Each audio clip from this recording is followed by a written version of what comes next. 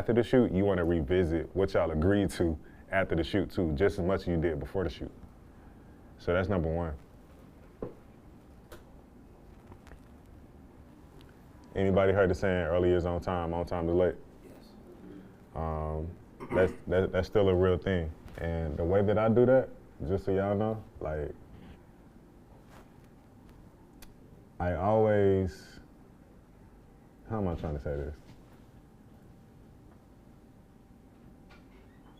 What is it like? It's not over promise, it's under promise, right? I always under promise. You know what I'm saying? Like that's the key thing. Like under promise and over deliver.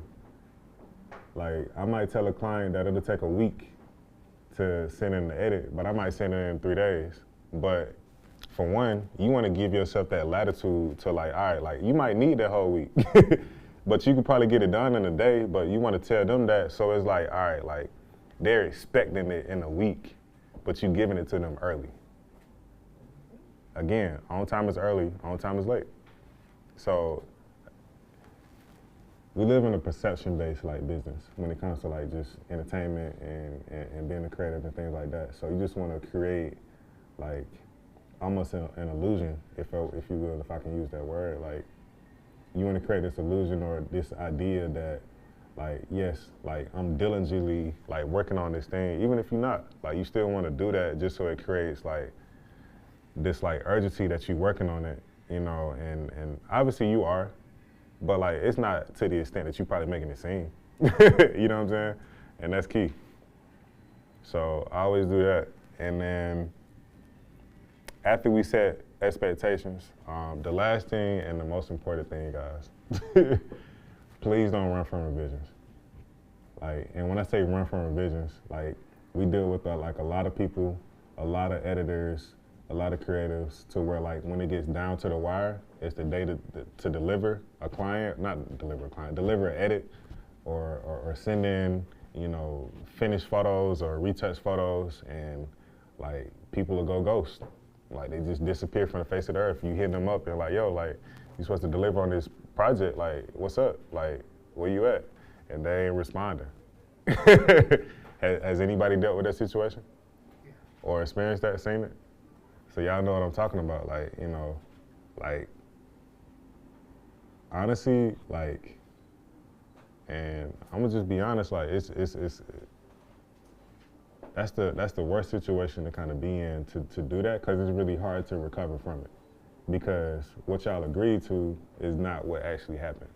Like I'm pretty sure you and the client never agreed to like a period of time where like you just disappeared. Especially when it's one thing if you like getting hit up by a client like, you know, outside of business hours, that's one thing. But like if they hitting you up during work hours, during the time that y'all agreed that something to be turned in and you just don't deliver, it's not the best. That's the worst time to just disappear and go ghost.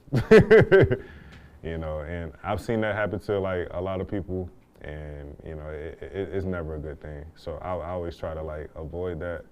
I always try to remember like, yo, like, yes, revisions can be like taxing as an editor. Revisions can be like a chore, if you will, especially when you don't agree with the revision, but like don't run from it.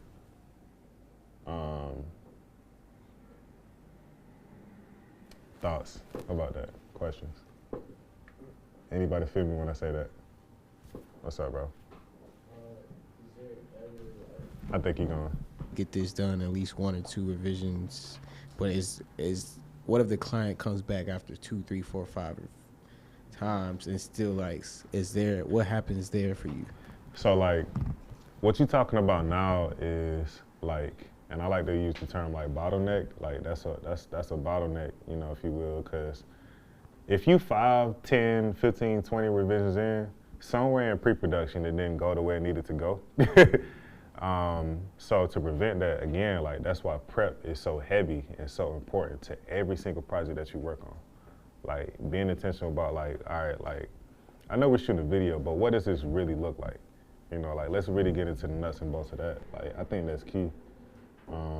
So like, again, like prepping the right way just kind of alleviates the post process. But like just to answer your question, like for me, you got to do what's comfortable for you as far as the number of revisions. Like sometimes it might be 3 revisions, it might be 5, But, you know, I'll say this, and hopefully y'all can write this down too. Like, it's no right or wrong, it's what you agree to. What you agree to is what it is.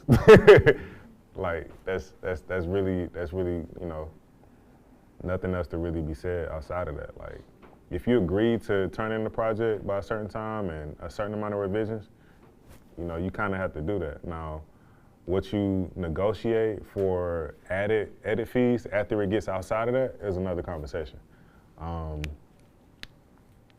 And those are what we call overages. And, you know, again, it's always good to be proactive instead of reactive. And you want to be proactive and communicate, like, look, like, this is what your overages can look like if, you know, this project isn't done by this date, by this amount of revisions, you know. And again, if you're doing that in the beginning before the video shot, it becomes an easier conversation at the end after the fact.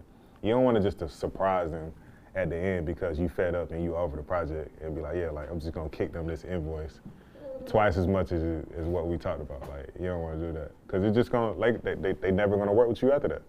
You know what I'm saying? So you just want to be communication, like, focused, you know, on that end of the spectrum. Like, that's the key thing.